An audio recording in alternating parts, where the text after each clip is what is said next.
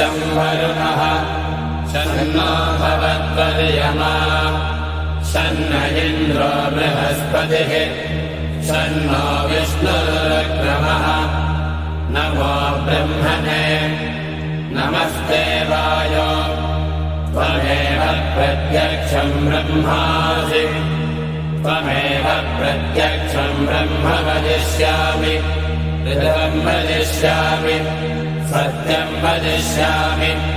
तन्मामवतु तद्वक्तारमवतु अवतु माम् अवतु वक्तारम् ॐ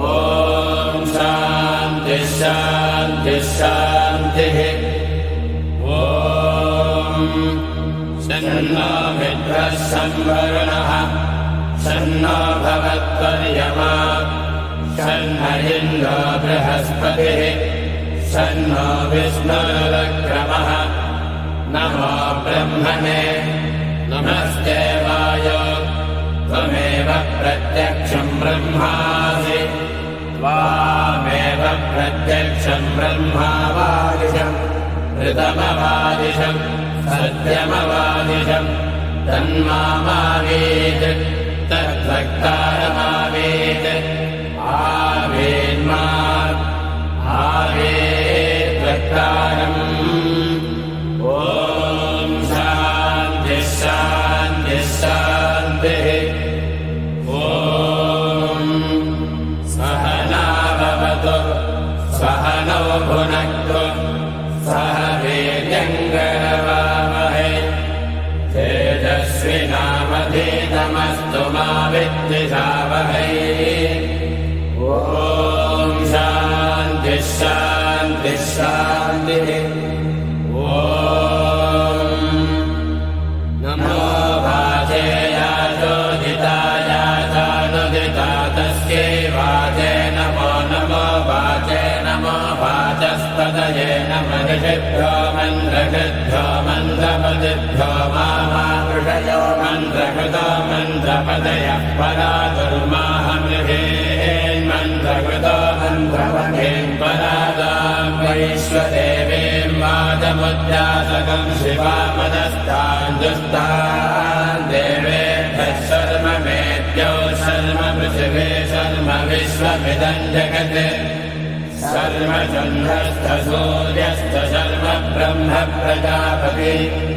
भूतं वदिष्ये भुवनं वदिष्ये तेजो वदिष्ये यशो वदिष्ये तपो वदिष्ये ब्रह्म वदिष्ये सत्यं वदिष्ये तस्माहमिदमुपस्तरणमुपस्तरणमुपस्तरणं मे प्रजाये पशूनां भूयादुपस्तरणमहं प्रजाये पशूनां भूयासं प्राणापानो मृत्योर्मापाकं प्राणापानो मामाहासिष्ठं मधुमनिष्ये मधुजनिष्ये मधुवक्ष्यामि मधुवदिष्यामि मधुमदे देवेभ्यो वाचमुद्यासकं शुश्रूषेण्यां मनुष्येभ्यस्तं मा देवावन्तु सौभागे पितरो न वदन्तु ॐ शान्तिः शान्तिः शान्तिः ॐ तच्छैलोनावृणीमहे गातुर्यज्ञाय गातुर्यज्ञपतये देवी स्वस्तिरस्तु नः स्वस्तिर्मानुषेभ्यः ऊर्ध्वं जिगातु भेषजं शन्नो अस्तु द्विपदे सञ्चतुष्पदे ॐ शान्तिः शान्तिः शान्तिः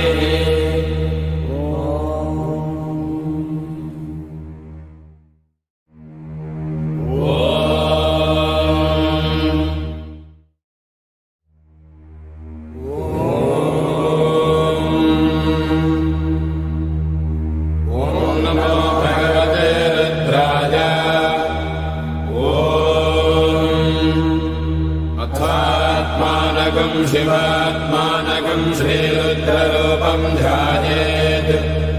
शुद्धस्फटिकसङ्काशं त्रिनेत्रं पञ्चवक्त्रकं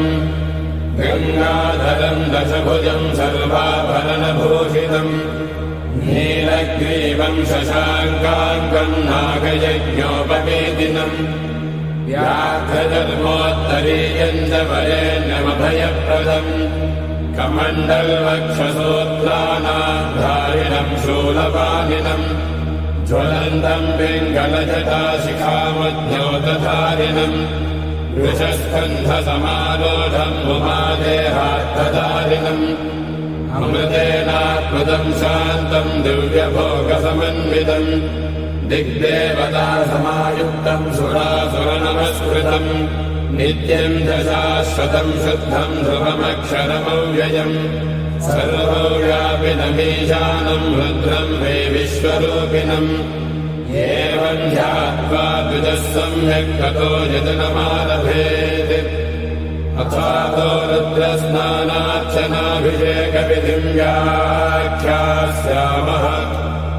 आदितयेव तीर्थे स्नात्वा उदेत्य शुचिः रजतो ब्रह्मचारी शुक्रवासा देवाभिमुखः स्थित्वा आत्मनि देवता स्थापयेत् प्रजनने ब्रह्मा तिष्ठतु पादयोर्विष्णुस्तिष्ठतु हस्तयोर्हरस्तिष्ठतु बाह्वोरिन्द्रस्तिष्ठतु जठरे अग्निस्तिष्ठतु हृदये शिवस्तिष्ठतु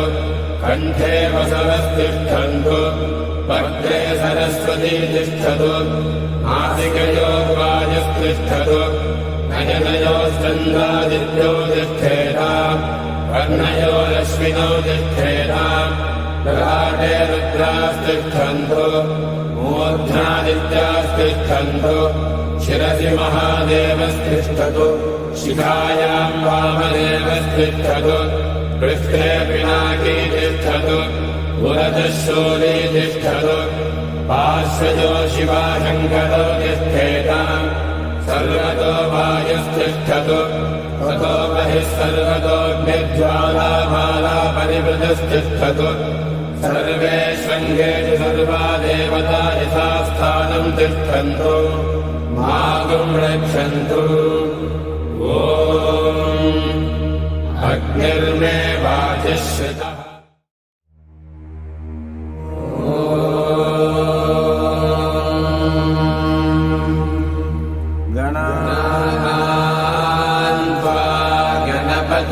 भवामहे कविम् कवीनामुपमश्रवस्तमम् ज्येष्ठराजम् ब्रह्मणाम् ब्रह्मणस्पत आनः शृण्वन्नोतिभिः सीदसादनम् ॐ महागणपतये नमः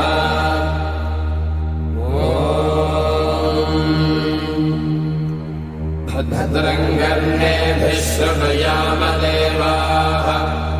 भद्रम् पश्येमाक्षभिर्यजत्राः स्थिरैरङ्गैः सुष्ठुवागुंसस्तनूभिः वृषेम देवहितैर्यदायुः स्वस्ति न इन्द्रो वृद्धश्रवाः स्वस्ति नः पूषा विश्ववेदाः स्वस्ति नस्ताक्षो अरिष्टनेमिः स्वस्ति नो बृहस्पतिर्दधातु ॐ शान्तिः शान्तिः शान्तिः अथ गणेशाथर्वशीर्षम् व्याख्यास्यामः ॐ नमस्ते गणपतये त्वमेव प्रत्यक्षम् तत्त्वमसि त्वमेव केवलम् कर्तासि त्वमेव केवलम् धर्तासि त्वमेव केवलम् भर्तासि त्वमेव सर्वम् खल्विदम् ब्रह्मासि त्वम् साक्षादात्मासि नित्यम् ऋतम् भस्मि सत्यम् भस्मि अवत्वम् माम् अपभक्तारम् अपश्रोतारम् अपदातारम् अवधातारम् अवालोचानमवशिष्यम् अवपश्चात्तात् अवपुरस्तात् अवोत्तरात्तात् अवदक्षिणात्तात् अवचोद्धात्तात् अबाधरात्तात् सर्वतो मां पाहि पाहि समन्तात् त्वं वाङ्मयस्त्वं चिन्मयः त्वमानन्दमयस्त्वं सहस्रशीर्षा पुरुषः सहस्राक्षः सहस्रपात् स भूमिं विश्वतो कृत्वा अत्यतिष्ठद्दशाङ्गुलम् पुरुष एवेदकं सर्वम् यद्भूतं यच्च भव्यम् भूतामृतत्वस्येषानः यदन्नेनादिलोहति वेदावानस्य महिमा अतो ज्यायागश्च पूरुषः पादोऽस्य विश्वभूतानि त्रिपादस्यामृतन्दिवे त्रिपादोऽर्थमुदैर्पुरुषः पादोऽस्येह भवात् पुनः ततो विश्वं यद्गामत् साचनानशने अभि तस्मात् विराजजायत विराजो अधिपूरुषः स जातो अत्यरिच्यत पश्चाद्भूमिमतो पुरः यत्पुरुषेण हविषा देवायज्ञमदन्वत वसन्तो अस्यासीराज्यम् ग्रीष्मयुग्मः शरद्भविः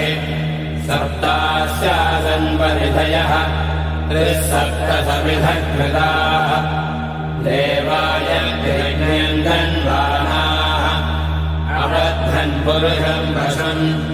तैयज्ञं बर्हिः प्रवक्षन् पुरुषं दानमग्रहः तेन देवा अयजन्त साध्यार्षयश्चये तस्मात् यज्ञात् सर्वहुतः संवृतं वृषराज्यम् अशोकस्तागस्तक्रे वायव्याने आरण्याम् ग्राम्याश्रये तस्मात् यज्ञात् सर्वहुतः ऋचः सामानि यज्ञे छन्दागुंसि यज्ञे तस्मात्